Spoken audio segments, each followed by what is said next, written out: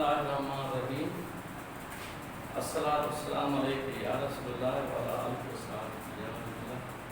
या रहमतुल्लाह सल्लल्लाहु अलैहि वसल्लम। आए माली से रखो बाबा ने चैप्टर नंबर 8 इंट्रा जो मां शुरू कयो उनमें मूं कुछ वीडियोस ठाहियूं अञा कुछ हिनमहिल अॼु ठाहींदुसि। असांजो टॉपिक हो पैराबोला। पैराबोला जो कुछ ॿ टे पॉइंट्स रहियल आहिनि ऐं कुछ फार्मूला ॿ टे इहे अॼु मां कराए इन खां पोइ मां नओं टॉपिक शुरू कंदुसि। चैप्टर नंबर 8 जो ही लिस्ट जेको लेक्चर असांजो आहे चैप्टर नंबर 8 आहे। अञा पैराबोला असांजो हले थो। पैराबोला लेक्चर 7 आहे। लेक्चर नंबर 7 हाँ पैराबोला की जेका फर्स्ट पॉइंट है तो parabola is symmetric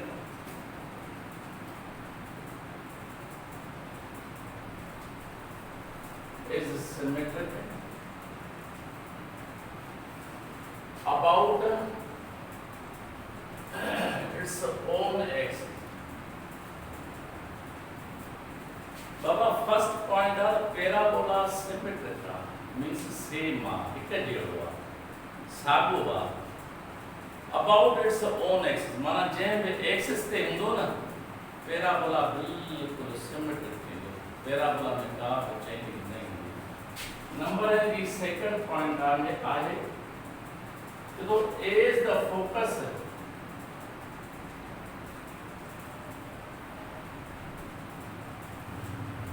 is above the vertex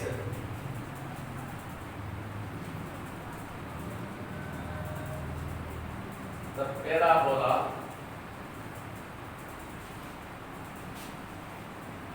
is cut off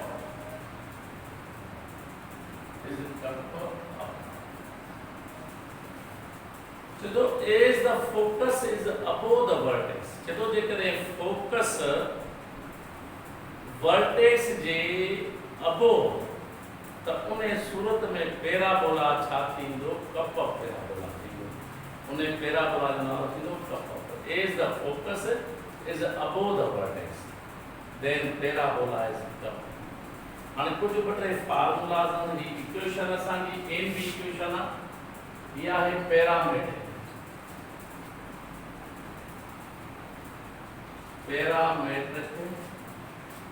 equation of parabola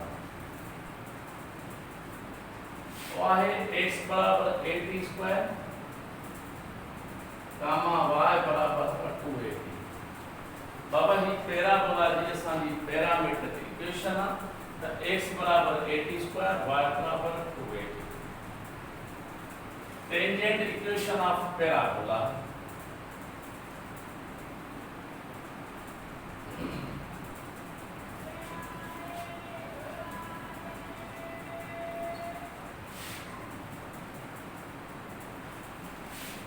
y square equal to 4x।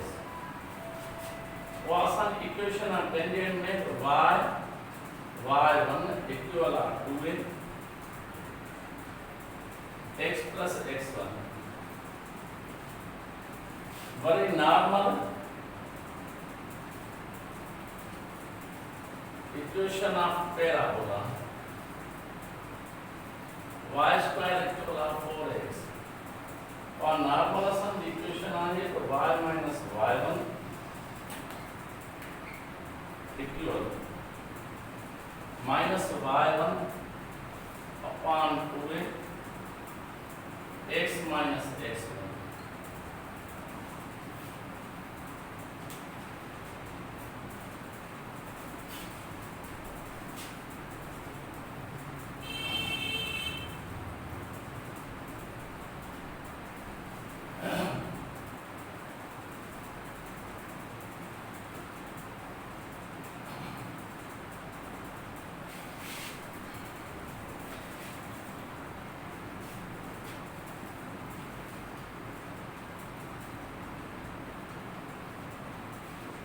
Baba parabola में असांजो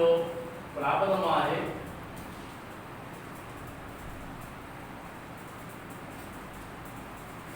determine the vertex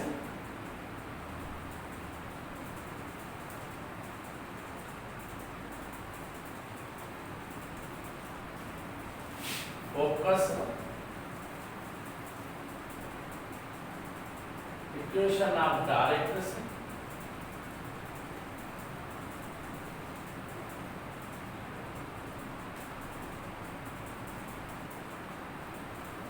equation of directors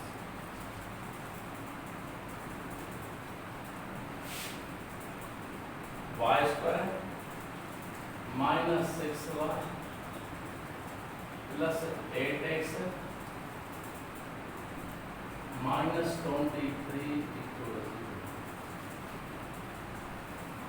My dear brother and sisters, ये असांजो आखिरी problem आहे parabola जो जॾहिं मां सम्झाए बसि कंदुसि त इन खां बाद पोइ मां इलिस्ट्रेट जो टॉपिक न वठंदुसि। ब्रदर हाणे प्रॉब्लम आहे त determine the vertex focus comma equation of directrix. ही टे क्वेश्चन आहिनि एंट्री जा। जॾहिं बि एंट्री टेस्ट में क्वेश्चन ईंदो त इन्हनि टिनी मां को बि हिकिड़ो पुछंदा, या वर्टेक्स पुछंदा, या फोकस चवंदा, या इक्वेशन ऑफ डायरेक्ट्रिक्स चवंदा, या एक्सिस ऑफ पैराबोला चवंदा। हाणे सभ खां पहिरियों मुंहिंजो क्वेश्चन इहो आहे त जेकॾहिं ही तव्हांखे इक्वेशन मिले, ख़बर कीअं पए त पैराबोला कहिड़े एक्सिस ते आहे। असांजो गुड कॉन्सेप्ट मूं तव्हांखे अॻियनि वीडियोज़ में ॾसियो हो त जंहिंजे मथां डिग्री 1 पावर आहे पैराबोला पैरेलल उन एक्सिस ते आहे। हाणे हिते असांखे 2 वेरिएबल आहिनि, हिकिड़ो एक्स आहे, ॿियो वाई आहे। हाणे वाई खे ॾिसो त वाई में डिग्री 2 पावर आहे, मीन्स क्वाड्रेटिक फॉर्म आहे। Parallel to the X axis parabola तॾहिं थींदो जॾहिं डिग्री 1 पावर हूंदो। हाणे वाई ते डिग्री 2 पावर आहे, पर एक्स ते डिग्री कहिड़ो पावर आहे 1। त ही पैराबोला जेको थींदो, parabola parallel to X axis. जॾहिं parabola parallel to X axis आहे त हाणे सभई रूट्स जेके थींदा सो पैरेलल टू एक्स एक्सिस मां खणबा, not parallel to Y axis. हाणे वर्टेक्स जो हिकिड़ो गुड मेथड आहे जेको मां अॻे वीडियोज़ में तव्हांखे सेखारियो आहे त ए ऑप्शन में सपोज वर्टेक्स आहे 4, 3, बी ऑप्शन में वर्टेक्स आहे सपोज -4, -3, सी ऑप्शन में वर्टेक्स आहे -2, 3, डी ऑप्शन में वर्टेक्स असांजो आहे 5, -4। जॾहिं बि पैराबोला में तव्हांखे वर्टेक्स जो क्वेश्चन चवे न त उन जो गुड मेथड कहिड़ो आहे त वर्टेक्स जेको आहे ऑप्शन, मिसाल सपोज ए ऑप्शन खणो। ए ऑप्शन तव्हां इक्वेशन में पुट कयो त लेफ्ट हैंड साइड इक्वल कंहिंजे थिए राइट हैंड साइड। जेकॾहिं left hand side equal right hand side थियो त असांजो ए ऑप्शन करेक्ट आहे। अगर ये नथो थे तो वरी सागी तरह ना बी ऑप्शन इक्वेशन में नथो थे, सी ऑप्शन, डी ऑप्शन। अच्छा बाबा ए ऑप्शन ही हर कंपोनेंट, हर पॉइंट डिस्क्राइब थी दिया X component and Y component में। इन जो फर्स्ट वैल्यू एक्स सा डिफाइन थी दो, सेकंड वैल्यू वाई सा थी दो। अच्छा असा है इक्वेशन में ही पॉइंट पुट कयूं त 0 बराबर 0 अचे त असांजो आंसर सही है।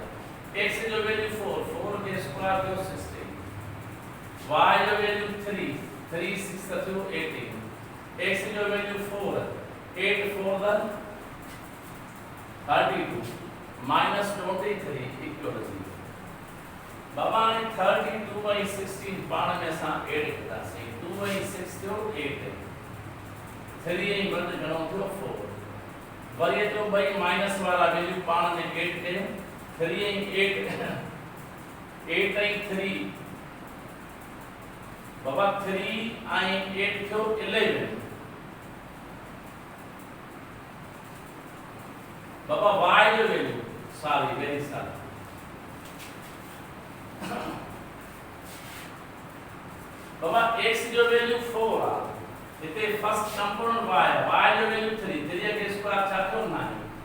माइनस y जो वैल्यू 3 3 6 त छा थी वियो 18 बाबा y जो वैल्यू 3 रखे 3 के स्क्वायर जो ना y जो वैल्यू 3 3 6 त 18 x जो वैल्यू 8 त प्लस में छा थियो 32 and minus 23 equal 0 हाने बाबा 2 and 9 में 2 and 9 थियो 11 मथे 1 3 and 1 घणो थियो 4 3 and 8 थियो 11 मथे छा बचो 1 and 2 3 3 and 1 4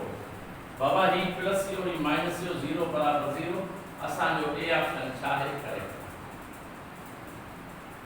ए ऑप्शन असा जो छा थियो करेक्ट इहो सा वर्टेक्स जो फाइंड कयो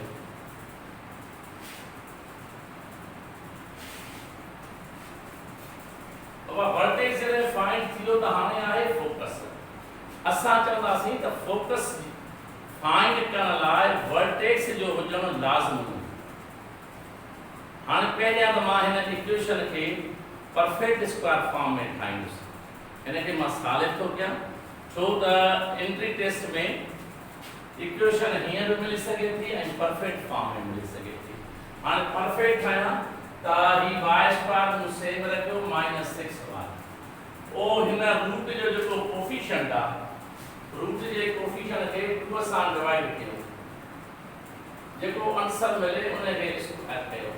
हाणे ही आंसर प्लस में रखणो आहे ऐं माइनस में रखणो आहे ही थींदो +9 ऐं -9 प्लस में 8x - 23 इक्वल थींदो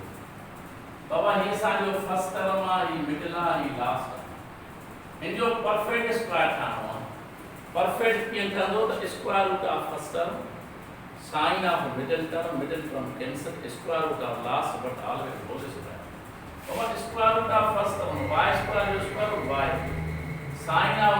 middle cancel square root of last but always whole square 8x left का राइट पे तो माइनस में जो 8x 23 ही 9 मात्र 23 में मा 9 ऐड कर सकते ये थींदा प्लस या 33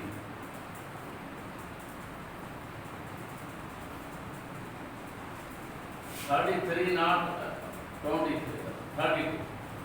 बाबा दसो ना 3 में 9 8 थियो 12 मथे 1 2 and 1 3 32 23 and 9 8 थींदो तो आंसर थींदो +32 इक्वल 0 कैंसिल हाणे बाबा ही y - 3 से मथो होल स्क्वायर एतो -8 कॉमन कम ही इन सा कैंसिल x -8 तो प्लस माइनस 8 नी टेबल 4 टाइम असा जो इक्वेशन जो सेकंड फॉर्म ही बाय एंट्री टेस्ट में ही क्वेश्चन मिल सके तो ही मिल सके तो हिनमा वर्टेक्स कीअं ठहंदो हिनमा वर्टेक्स जो वरी गुड मेथड इहो आहे त हर पॉइंट में फर्स्ट वैल्यू fc सा थींदो ऐं सेकंड वैल्यू r ईंदो हाणे fc सा हिते कोन्हे x कोन्हे x हिते आहे जेको हिन जो कांस्टेंट आहे उन जी साइन चेंज कयो -4 आहे त +4 हिन कांस्टेंट जी साइन चेंज कयो -3 +4 हे जो वर्टेक्स मिलियो हाणे जो असां फोकस फाइंड कयूं बाबा जॾहिं बि असांखे फोकस फाइंड करणो आहे त हिते फोकस जो असां फार्मूला लिखंदासीं छो त असांजी इक्वेशन आहे parallel to parabola parallel to x axis आहे उन मुताबिक फार्मूला वो फार्मूला है फोकस जो त x + a गामा k हाणे असां चवंदासीं त a छिन k त असांखे फाइंड कयो बाकी a जो वैल्यू a जो गुड कांसेप्ट इहो आहे त हिन जे राइट में मींस जेते पैरेलल a जो वैल्यू फाइंड कबो पैराबोला जंहिं एक्सिस ते पैरेलल अगर पैरेलल x एक्सिस आहे त उन जो कोफिशिएंट जेको आहे उन खे 4 सां डिवाइड कयो a जो वैल्यू बाबा जॾहिं बि फाइंड करणो आहे न त उन जो गुड मेथड इहो आहे त ख़बर कीअं पए असां चवंदासीं जे पैरेलल x एक्सिस आहे त x एक्सिस जे कोफिशिएंट खे 4 सां डिवाइड करो अगर पैरेलल y एक्सिस आहे त y एक्सिस जे कोफिशिएंट खे 4 सां डिवाइड हाणे मां चयो सही 4 है इक्वल आहे -8 4 जी टेबल 8 के 8 जो वैल्यू -2 बाबा असां चवंदासीं फोकस h जो वैल्यू आहे 4 उन खां पोइ a जो वैल्यू आहे -2 k जो पाण ठाहियो आहे 3 आहे बाबा ही फोकस आहे 4 मां 2 त 2 बचो हे 2 मां 3 असांखे फोकस मिलण खां पोइ इक्वेशन ऑफ डायरेक्ट्स आहे